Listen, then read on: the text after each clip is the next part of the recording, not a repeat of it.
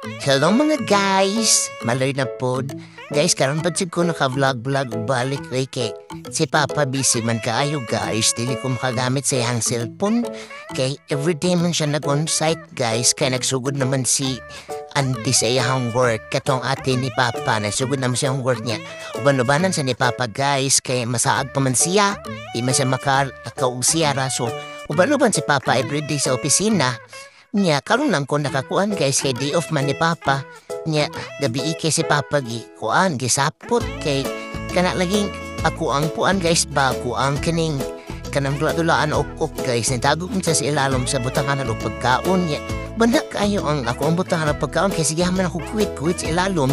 Ni bangam si Papa guys. Ana pa siya ha. Sa man na diha baloy. Medyo ka mapuyo.